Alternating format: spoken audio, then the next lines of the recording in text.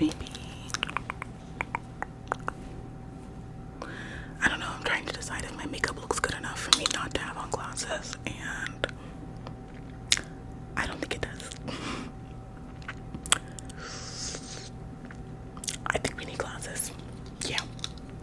We're gonna put on these because I feel like they're like kind of sophisticated and like giving like sexy librarian, you know?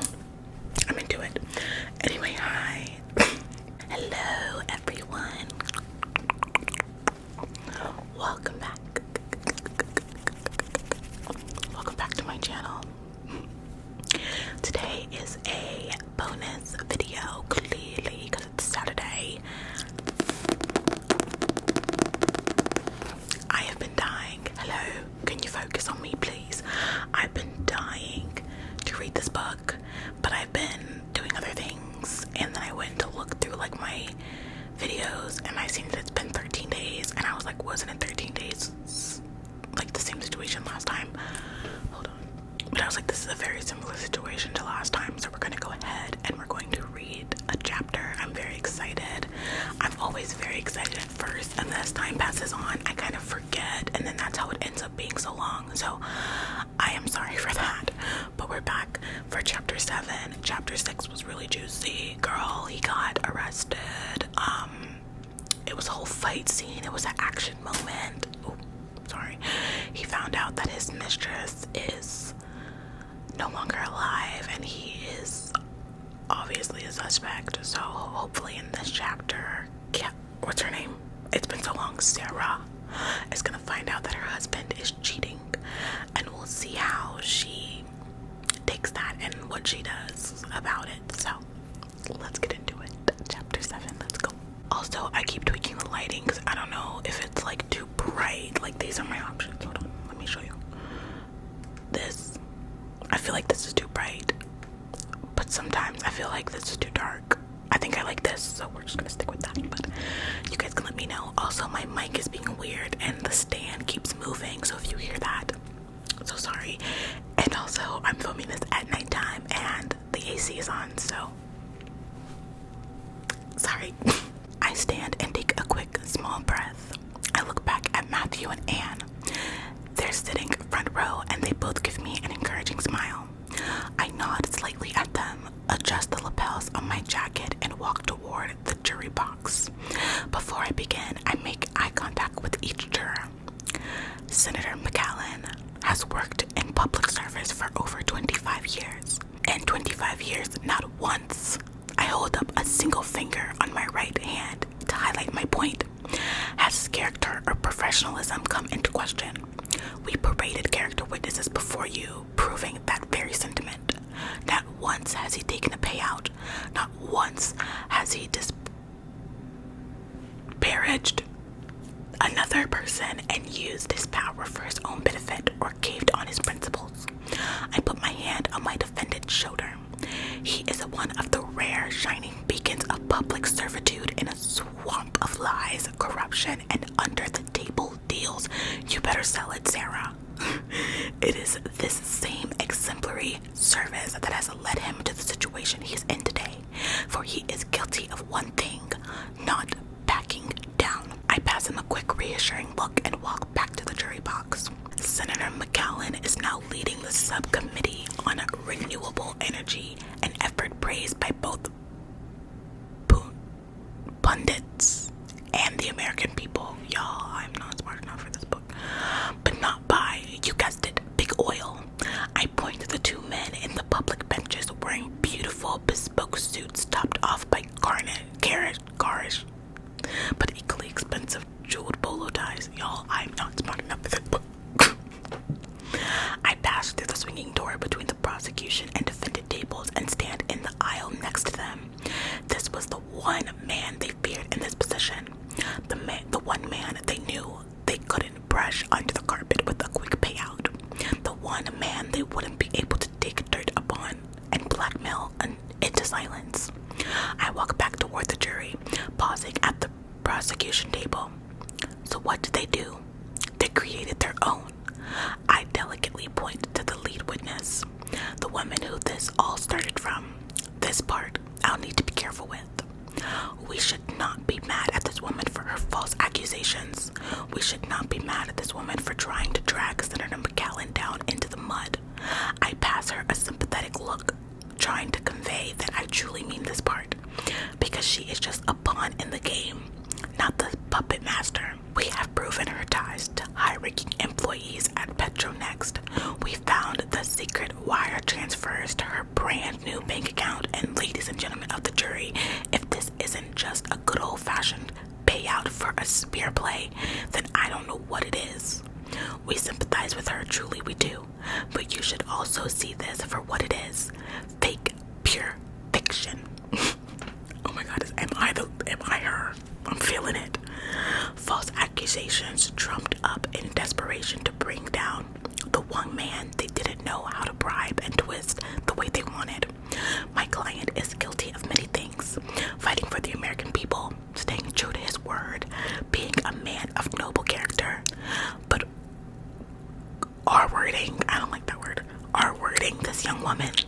For that, he is unequivocally not guilty, and I urge you to find him as such. Thank you. Wow, I should have been a lawyer. And that's literally chapter 7. Bye. Just kidding. If you're confused, because I feel like if someone was reading that to me, I would be confused. That was basically her just giving her closing arguments on a case that she was working on, where this businessman was accused of R-wording a woman, and they think it was the opposite company who paid that woman to say that, and so she's like trying to defend him. And the point of that, I couldn't tell you. Just kidding. I think it was just to show like her ability as a lawyer. She's obviously going to represent her husband, so I think it was just like a display of her abilities or whatever. So chapter 8 is Adam's chapters, and we know that his are always juicy. So let's get into it. Chapter 8. Sheriff Stevens escorts me to a payphone hung on the wall in the center of a long corridor. Deputy Hudson is only a few steps behind the sheriff, watching my every move. Make it quick, Sheriff Stevens commands as he stops in the doorway. I pick up the phone and hold it to my ear, closing my eyes for a moment and taking a deep breath. How can I tell her what's happening? How could I have done this to her? Oh, now you... I open my eyes and dial Sarah's phone number. The phone rings, and then her voice is there, but it's her voicemail. I consider leaving a message, but decide I can't tell her I cheated on her and I'm now a suspect for my mistress's murder over voicemail. I turn my back towards Sheriff Stevens and Deputy Hudson. They're chatting while keeping an eye on me. Hurry up, Mr. Morgan, Deputy Hudson says. I wave my hand at him dismissively. I redial Sarah. She doesn't pick up. Damn it. I pull the receiver, look down, and this time I dial a different number. Hello, Eleanor says with apprehension. Mom, I'm in trouble. I need your help. And that's chapter 8, y'all. They're so small. What the heck? Okay, chapter 9 is 4 pages, so we're gonna do it too. I hope it's not too long, because I'm kinda tired, not gonna lie. But we're gonna power through, because I can't leave like that. That was too short. So chapter 9, let's go. Sarah's point of view, by the way. I take a sip of my Bollinger champagne, which I seriously earned after that case. For nearly a year, I worked nights and weekends and traveled back and forth to Texas. Anne is nibbling a non-bread and Matthew is happily drinking his vodka martini. I must say, Sarah, I am impressed. I have not seen you in action since mock trials at Yale. Matthew holds up his glass to Sarah's sharp tongue. Anne and I hold up our champagne flutes. We all clink and drink. Watching her in action is literally my favorite part of the job. It's like watching the climax of a Law and Order episode. Anne says with a laugh and hiccup. She doesn't drink much, so 1 or 2 glasses usually gets her going. She pats the corners of her mouth with the napkin and goes back to eating her bread to soak up some of the excess alcohol. But are you really going to go through with the knick-knack and giving up the thrill of law? Matthew scrunches his eyes while taking a bite of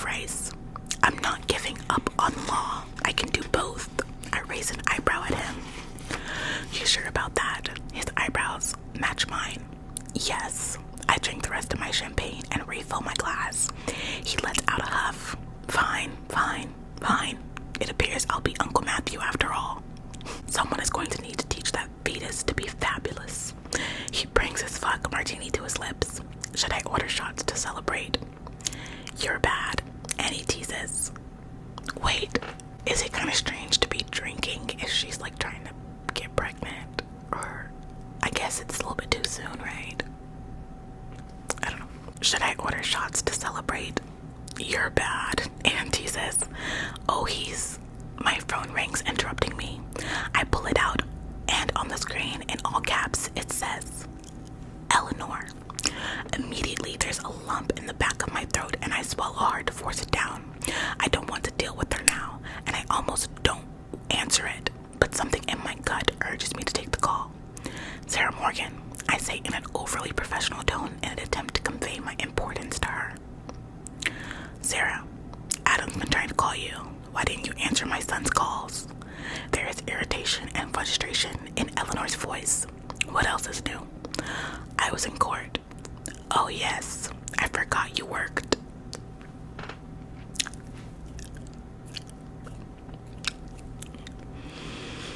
You forgot I worked, but how do you think all the bills got paid? Yeah, because it sure isn't from your husband. He's too busy cheating to write anything. Don't get me started, Eleanor. Don't get me started. I just met you. I don't want us to have a problem. Anyway, I roll my eyes. Yeah, me too. What do you mean you forgot? Adam hasn't written. Eat her up. What do you mean you forgot? Adam hasn't written a book in 4 years. Who do you think?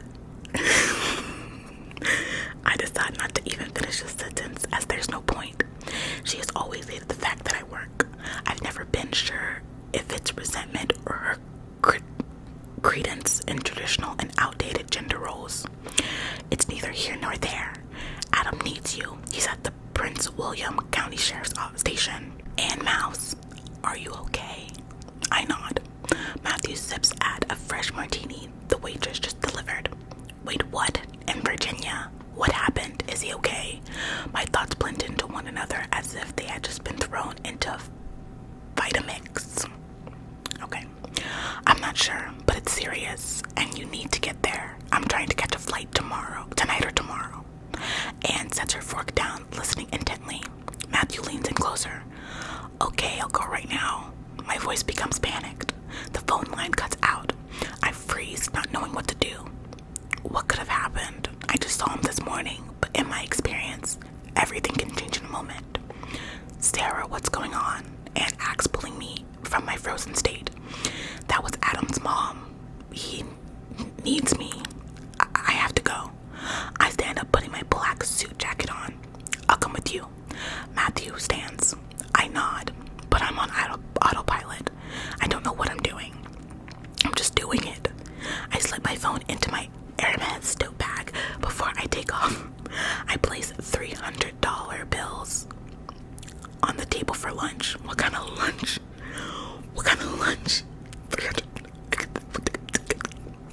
I can get this. Anne tries to hand me back the money. No, just finish up and go back to the office. I'm sure it's nothing. I'm sure everything's fine, and I'll be back in a couple of hours. In my gut, I know it's not okay. Things may never be the same again. Okay, I'll cancel your meetings for the day, and please don't worry about anything at the office. Just take care of whatever is going on and keep me updated. I bite my lip and nod. Matthew and I rush out of the restaurant. It's an hour later that I find myself face to face with a man by the name of Sheriff Ryan Stevens.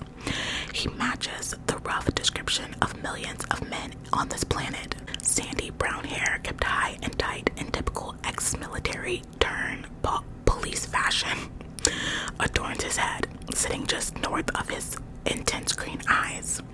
These eyes have seen a lifetime of experience already and show as much fatigue as the rest of his face.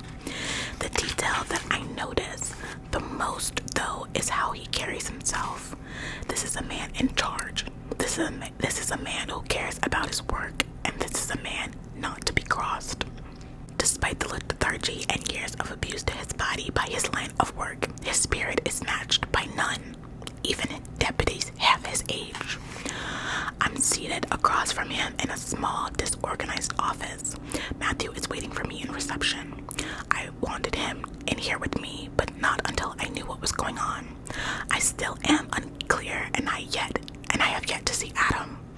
But I've been assured that he is alright and that I will be able to speak with him after I've talked to the sheriff regarding the incident my husband was involved in. Mrs. Morgan, thank you for your patience, Sheriff Stevens says. Sarah is fine. Ryan is fine as well. There's a bit of snark in his voice, but there's kindness in his eyes. Whether that kindness is for me or not, I don't know. What is going on? I cross one leg over the other, leaning back in my chair. I need to ask you a few questions before you see Adam. Okay. Was Adam with you last night?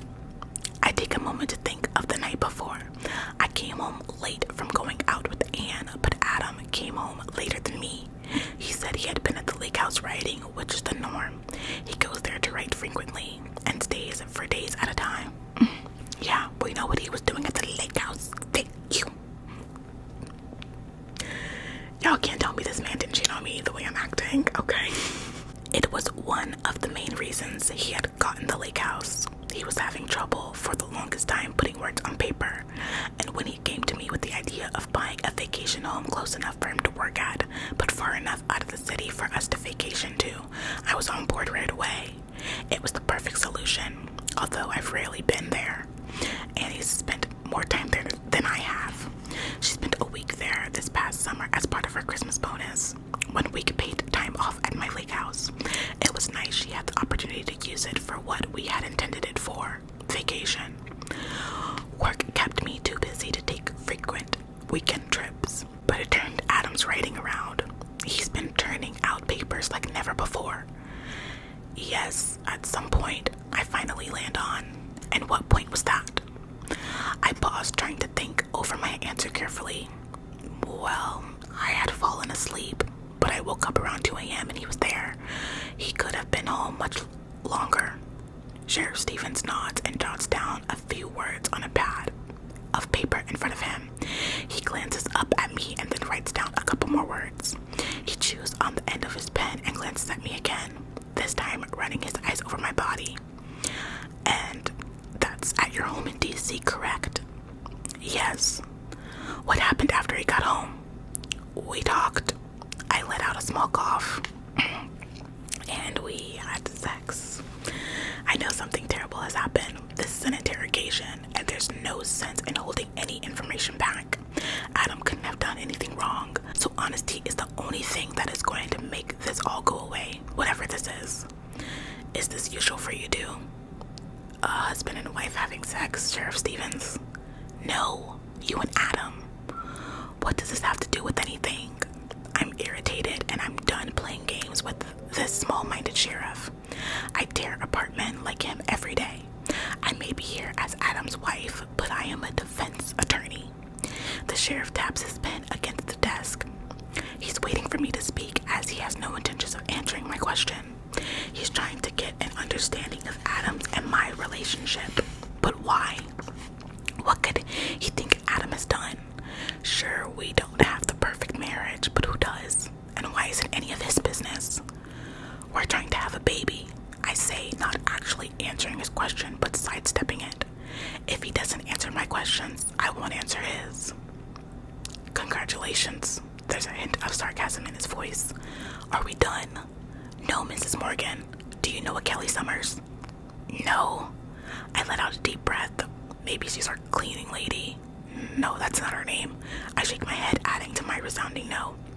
He nods and underlines something on his notepad. He selects a file folder from a stack of papers and pulls out an 8x10 photo, placing it in front of me. It's a picture of a beautiful girl with long brown hair and sparkling blue eyes. She's smiling. She's younger, probably late 20s. She is a stark contrast to Sheriff Stevens, where he is serious, worn down, on a mission. She's carefree, letting life take her as it wants. This is Kelly Summers. Are you sure you don't know her? I pull the photo a little closer and lean in really to take it in. Her beauty is truly captivating. Her freckles spread lightly along her nose, her lips are full, and her cheekbones are prominent. I don't know her. I push the photo back toward him. He nods, taking the picture and putting it back in the folder. Are you and Adam having marital problems? He taps his finger on the desk. You know what, Sheriff Stevens, this is getting ridiculous. I don't know what Adam and I have to do with this Kelly woman, and I've had enough. I want to see my husband right now. I'm half standing when Sheriff Stevens slams his hand on the desk. Sit down. I was trying to give it like dramatic effect, you know. Or what? You'll arrest me. Take me to my husband. I stare him down, although he is larger. He is so small to me. Period. Love a confident queen. He flips open the folder and throws a dozen crime scene photos on the desk. Oh, wait a minute, sir. I didn't just see all that. Right away, I notice that they have all been taken in our lake house. A woman is lying in our bed, covered in blood. Her eyes are expressionless. Her torso and chest are mutilated, skin gouged and scraped. I drop my purse and my hands immediately cover my mouth as I let out a gasp and a whisper. I drop to the side of the desk, regurgitating a bit of my lunch into my mouth. The acid burns as I try to force it back down, but this only makes my eyes well with the tears even more. And then it hits me. Now I know why I'm here. I feel a pat on my back. It's Sheriff Stevens. He's trying to calm me down. I'm sorry. He hands me a Kleenex and keeps his hand on my back. I stand facing him, though my legs are a bit wobbly beneath me. I wipe my mouth and pat at my eyes, trying to compose myself. This isn't like me. I don't break down. I'm strong. He asks me if I'm okay and I nod. Where I once was just trying to figure out why I was here, I now need to go into lawyer mode, because this kind and simple sheriff routine is really the work of a seasoned pro, watching and calculating. There's a knock on the door. Sheriff Stevens keeps a hand on my shoulder, still trying to play nice. I close my eyes and take a deep breath. I regain control of my breathing and attempt to compose myself. The door opens and I turn to find a tall black man in similar clothing as Sheriff Stevens. His eyes are cold, bloodshot, and they do not meet mine. He says he wants his lawyer. Sheriff Stevens nods. Marcus, this is Sarah, Adam's wife. This is Deputy Hudson. I shake his hand. His eyes bounce off mine. There's a rage in them. Should I let him call his lawyer? Before Sheriff Stevens can speak up, I interrupt. There's no need. Why? They both ask in unison, giving each other a puzzled look. I'm his lawyer. Put some respect on my girl Sarah, thank you. And that's chapter 9. I really want to read another one, y'all, but I am so hungry and tired, and I can't right now, y'all. I can't do it. But we're gonna have to do another one next week, because what? It don't take that much to realize that he was cheating. Like, the girl is dead in your bed. He's always there. He was there that night. Girl, he's cheating. I would have been like, let him call his lawyer, because it ain't me. I'm going home. Thank you. Take him to jail. Thank you. He's done. Divorce papers. I'll file it tomorrow. Are you kidding me? She's better than me, because, girl, he would have been going to jail. That's all I gotta say. Anyway, I'm really excited for the next episode, next chapter, because I can't wait for her to confront him and be like, so you were cheating in the house that I bought you, in the bed that I probably paid for. You were cheating. Yeah, you're going to jail. I can't wait for that conversation. Whew, I'm a little bit too excited. Anyway, love you. I love you. I'm so excited. It don't make no sense. My computer fan is starting to go crazy, so that means that it's time to end this. Love you guys. Love you lots. And I'll see all of you in my next